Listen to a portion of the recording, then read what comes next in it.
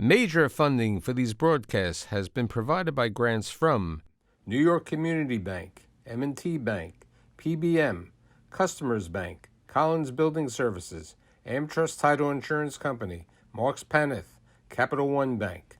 Additional funding for these broadcasts has been provided by grants from Amerant Bank, Bank of America, Citizens Bank, Dime Community Bank, Douglaston Development Levine Builders, Flushing Bank, Friedman LLP, Handro Properties LLC Handler Real Estate Organization, Hodges Ward Elliott Inc., Investors Bank, James D. Kuhn Real Estate Institute at Syracuse University, John Catsimatidis Red Apple Group, Keysight Capital Partners, New Banks, Meridian Capital Group, Ocean First Bank, People's United Bank, RPW Group, TD Bank, and these friends.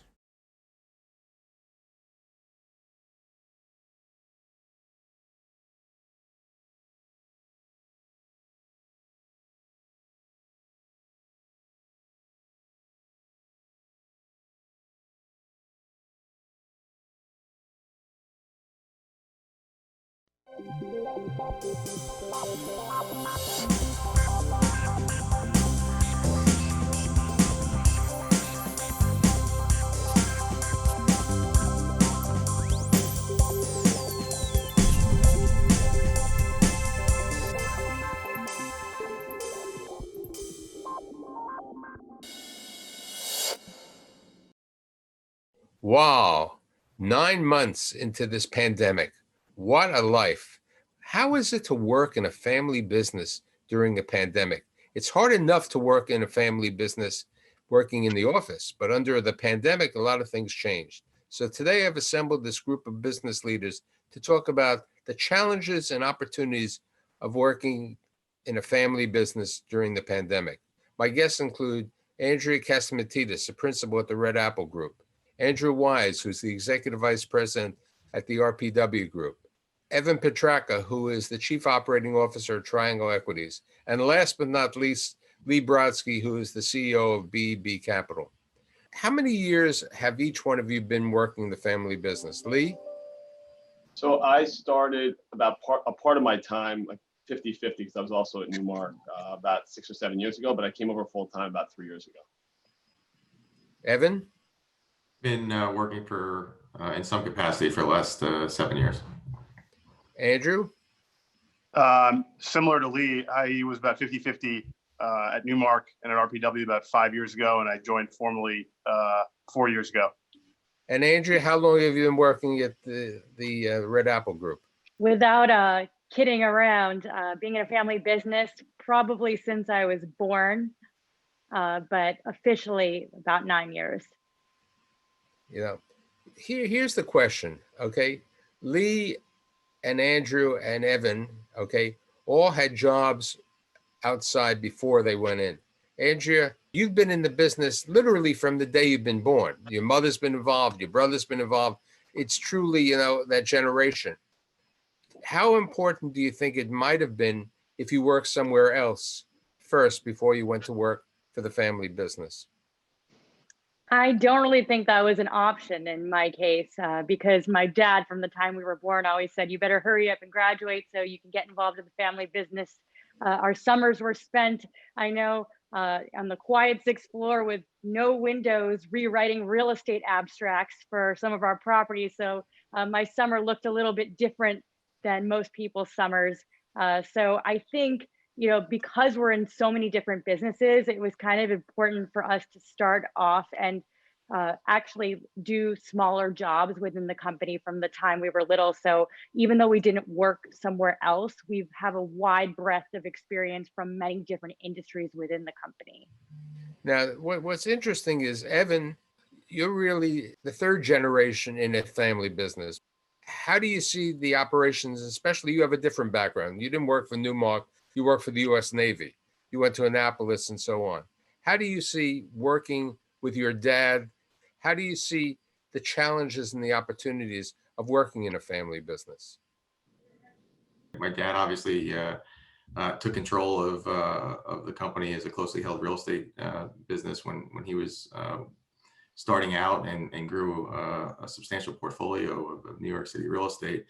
And I think my background has kind of helped to say, hey, how do we take this to second level? How do we, kind of increase what we're doing and take a bigger picture of look more strategically to places that we want to go going forward. Andrew, you have an interesting situation because your dad, when he came over to America, literally was working in a way with his father and his brothers, right? In the furniture business. But I mean, then the world changed, from the furniture business, he went into the the real estate business. You and your sister worked at one time together in the family business. How was the interaction with you and your sister working with your dad in a family business? My sister and I worked together in the business with my father for the first 6 months that I joined. And then she moved on to other things. But it was certainly special for the three of us to be together for that period of time. But I would say that my experience at Newmark has been crucial since I joined the business. I was able to be a part of a global real estate platform and take a lot of my learnings from Newmark and implement a lot of those here at the family business. And I think most of the employees, including my dad, would agree that a lot of the things that I have implemented that I learned at Newmark have been beneficial and effective for our business. Lee, as I was saying, I've known your dad for many years, and he is the true serial entrepreneur in a variety of businesses. Okay, he's always been involved in real estate, but he's also been involved with IT, tech business, ownership. Numerous types of businesses. Anything out there, just give Bert the opportunity, and he'll try to figure it out. So the question is how do you today work with your dad, who is pretty focused on certain things, but he always likes to take a new opportunity?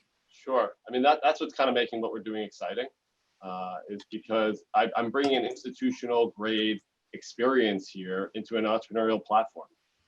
He historically, he's a healthcare and technology guy by training. That's where he really cut his teeth. That's where he made his money. And he's very successful. He was very successful at it and continues to be.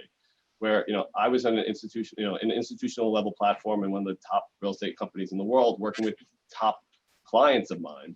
I think for us, the balance of our relationship is that I'm bringing in outside experience. It brings a level of respect, at least in our business, that he hasn't had before for folks that didn't work outside the business. Andrew, your dad is a true interesting character in many ways, okay? He always finds new businesses. So how do you try to get him focused on something new that you might want to bring in? Well, obviously, as a CEO, he has a very specific direction that he likes for the company. However, I think one of the reasons why he's been so successful over time is because when he hears a good idea, he is willing to adapt and change and accept that idea. For instance, when I became more involved in social media, he instantly recognized the power of social media and has allowed me to incorporate that into some things as well. And one of our newest businesses that we've acquired is the media business. So obviously, being able to develop a platform is very useful for that sort of business. And it's a business that I really like to be involved in, and just he's really open to ideas where we can integrate certain parts of our other businesses as well to help leverage things. So I'd say he's pretty open, and I enjoy working on some projects that I'll come up with for the company. So, I think Andrea brings out a great point. How open are your dads, each one of you, to a new business? And I think, Lee, part of the discussion really relates when you came out with the BEB Capital Lending platform. Okay. And Evan, I think, when your father had never really he'd been in the residential development, but he had never been into the Long Island residential development and other markets and industrial. And Andrew, I think your father was always in the office business. And all of a sudden, the son says, let's go and take some of our property and change it to residential. How do you see that? How willing were they to accept the change? Lee? So it's interesting. His first instinct every time we bring him a lending deal is like, does he want to partner? Can we invest it? Can we buy it? And I think that we've taken a little bit of a learning curve into understanding that it's a different approach. But he was really open to understanding what the needs were of our business long term, and that this was an opportunity to balance out that portfolio for the next generation, right? At the end of the day, he built the business his particular way because we were one family. Well, we're now 5 families, and we have to figure out a way to balance that and support that. And I think that's what really put him over the edge, that he believed in the concept of adding that to the lending platform. Now, what do you mean 5 families? It sounds like the 5 members of the mafia over Right, here. right. Well, so I have 3 siblings, right? So this business now supports me, my 3 siblings, and my parents, which is essentially 5 households. Evan? You know, I think that being that Lester's background has been in construction, he really does understand building and development. And so moving into a new asset class is something that he's always been open to and just trying to understand it. Having that background and doing heavy construction, it's just understanding cash flows being differently and learning that. And he's always been open to looking at new opportunities, especially if it's going to be successful for the long term. So Andrew, how open was Dad when you said, let's do residential? Because he made his money, he built a great business in the office business. How willing was he when you said to him, I want to do some residential on the extra land that we have? Yeah, I mean, I think it all comes down to the numbers and also to the fact that, you know, long term we want to diversify, and our bread and butter has always been value add office, and we will continue to do that. But you know, in this case, we have land that we've owned for a very long time at an attractive basis. And when we started to look at the need for residential in the locations where we have this land, it sort of became a no-brainer. We've worked really well together, and he's been very supportive of that endeavor, as well as entering, you know, the New York City market, which we'd always been very Westchester County focused and Fairfield County focused. We transacted twice in New York City, and we're going to look to do more of that. And some of you came out of the corporate structure, so you know this. You know, you have a chief investment officer, or you make a decision. Right now, it's hard enough to make a decision. How often do you sit down and say, here's an opportunity? This is a new opportunity we can go into. How often do you speak to your dads and mother, in your case, Andrea, okay, to say, maybe this is an area we should go in? And I'll give you an example. I know that when I had Andrea's brother on my show a couple of months ago, he was talking, you know, you went into prop tech. Your father said, what's prop tech? But he was willing, okay, to go into the market. How do you approach, and how willing do you have an investment decision? Or is it say, hey, it sounds like a good idea? I mean, Lee, you created a business in the lending business, but you've always been in the real estate business. How willing, okay, is your dad to accept a new idea? Or he says, look, don't tell me, I knew how I did this. I know what I'm going to do. You're the new kid on the block. Listen to me. So it's interesting. He's a serial entrepreneur because he's entrepreneurial by nature. I would say he's a deal junkie by nature. And so he really, you know, he's totally open to new ideas. But one key factor is we have a very thoughtful and great partner and manager here, who's our COO and president of our lending platform, who really, the 3 of us really kind of get together and talk about the feasibility of all this stuff. But from a general perspective, he's entrepreneurial and he loves the potential of new opportunities. Evan? I think Lester's, you know, very entrepreneurial. He wants to see what makes sense, and as long as it's presented to him in an intelligent fashion and can explain the underlying business, you know, he's always been open to those new opportunities, not just on assets, but, you know, geographically as well as, you know, in the capital structure of investments. Andrew? I would say the most entertaining part of the business is getting to see my dad sort of pencil out and think about deals. Similar to what Lee said, I mean, he's an absolute deal junkie, and all day long he's coming to my office. What do you think about this? I just got this. He loves it. He genuinely loves what he does, and he loves the business, and so it keeps him young and it drives me. So, you know, I think if it makes sense and it's exciting and an opportunity, you know, we look at it. I mean, when you talk about serial entrepreneurs, Lee, there's one person who's more of a serial entrepreneur than your father. Hard to say.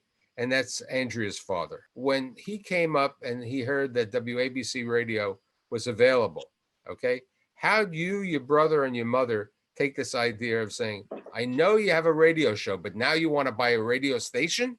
How willing is he to accept criticism? Well, I don't know if criticism would be the right Alternative approaches, okay. alternative approaches. So, the interesting thing based on everyone's answers that I've heard is that I feel like a lot of people that end up founding bigger companies are open to new ideas and open to doing different things because they expand and adapt. Whereas, you hear the stereotypical example of a family business where people are stubborn and don't want to change. So I think that's a very interesting observation. And I feel like he's definitely open to new ideas for sure. Like when I got into social media, he was very skeptical in the beginning, but when he saw the success of it, he knew that it could be harnessed for the media. And we all love the media business. So that was a really exciting expansion for us. But whether it's that or other things, like for instance, I have a really good track record investing in the biotech space. So in the beginning, my dad was obviously skeptical, but when he saw the track record going on for a few years, he was very willing and excited to invest in some of those ventures as well. Lee, we spoke about when you went into the lending business. Besides the lending business and the real estate business, how active are you in the development business? Then I'm going to go to Evan with regard to, the homes in Long Island that we were talking about, the potential development in Brooklyn, and the retail, because at one time Triangle was very involved with retail. Andrew, we know about what you're doing, but New York City is important. Okay. And Andrea, I want to talk about Coney Island and other developments, which are semi-controversial with different ideas. Lee? So other areas that we're really focusing on is the institutional industrial lanes. So we own a significant amount of industrial on Long Island and up and down the East Coast. And we're going to the next step now with raising institutional capital to go grow that portfolio. Historically, it was all friends and family and our own capital involved. And that's a big leap. That's really what we're focusing on today, the lending platform and that, so we can institutionalize the business entirely, which is really a result of me coming over, right? And instituting new ideas and things that we've all been talking about, of bringing something to the table that wasn't historically there. Because as Andrew said, if you don't grow, you likely die, and you have to evolve. And so that's a major step for us. And that's been a really exciting piece of the puzzle. Ev? Yeah, so, like you mentioned, most of Lester's portfolio is built commercial, some state tenant office buildings, as well as a lot of retail. I think right now we're focused on investing in mixed use with a heavy bent towards residential, as well as new, single family home, townhome construction, and industrial. Most of our portfolio has also been ground up development that we had built. And so as we're looking at a portfolio, similar to what Andrew had mentioned about looking at where we might have excess land and maybe a property that would be built today, sold as excess land, or sold as land and built lot line to lot line. We have a lot of excess land that we can take advantage of in our commercial portfolio, whether that means investing in residential and diversifying or changing the uses. We're looking internally to our own portfolio as well as externally to existing assets and seeing where we can add value. Andrew, so we just acquired on December 15th from SL Green a 200,000 foot office building in downtown Stamford, Connecticut. So we're still bullish on office, even with all the hoopla around work from home. We think long-term people will be back to the office, and we'll continue to focus on that. And certainly residential as well. We are building 300 units in downtown White Plains, and we are in the process of the permitting for 200 units in Rybrook, New York. So that's something that we're going to continue to grow, and I think we're going to start to dig a little deeper on retail. I think that as that market softens, there will be a turnaround, and we want to be there for that. So I think retail could be interesting on a longer term basis. So that's sort of the game plan. Let's talk. When you talk about retail, we have the queen of retail over here. You have the supermarkets, you have the quick stops, and everything else. Do you see more development in the retail, or where do you see the changes or the growth in the future for the Red Apple Group? our retail businesses have actually done really well during the pandemic, which obviously is a very sad and unfortunate time for people. But with the supermarket business and everything going on, people are definitely buying more groceries. So our retail operations have done really well. It's hard to say, I know, because people are really suffering during this time. Although I think a lot of people are moving out of New York City. And so that is a decision that we are considering when we're expanding. Our rental properties are doing very well for residential, but we have to decide whether we're going to spend our money developing more in New York City or expanding more into Florida. Obviously, we're also looking at doing some real estate developments in Florida as well. So here's the question. Since March, have you been working directly from the office, or you've been working from home? And how different or harder it's been to operate with your family during this pandemic? So actually, all of our businesses pretty much are essential businesses. So our offices really never closed. And my dad, he is always in the office, always working. And we never really stopped going. Although some of the people that aren't essential have worked from home and come in for really important meetings, I would say the majority of the office is still up and running and moving faster than ever, because our businesses, as I said, are essential businesses. So everyone really had to work 5 times as hard to make sure that the supply chains weren't broken and that everything was running smoothly, to make sure that people weren't otherwise panicking. Evan? So our main office, our corporate office, shut down in March, and we opened it back up on an optional basis, I think at the end of July, early August. Throughout the entire time, we were benefiting from the fact that we had invested heavily in IT infrastructure over the last 2 to 3 years, and so we really didn't miss a beat on our corporate side. In terms of managing properties, while our businesses aren't necessarily directly essential, we're supporting indirectly essential businesses through property management of supermarkets, healthcare facilities, et cetera. So, our guys in the field have been out there since March on construction sites, building affordable housing, et cetera. So, we've taken a different approach depending on the role of the folks in our businesses.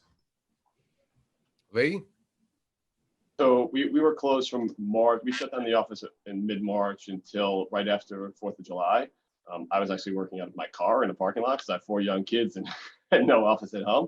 But and then we opened up the office after July 4th, where everyone in a perimeter office came every day, and anybody in a workstation, we had like an A group and a B group, and we had a nurse on staff that came in and did temperature checks and did all the things. At the end of the day, it was essentially to make our employees comfortable, right? And during this time, it's so important for all of us to just make sure that our employees feel safe and comfortable. And so that's what we did.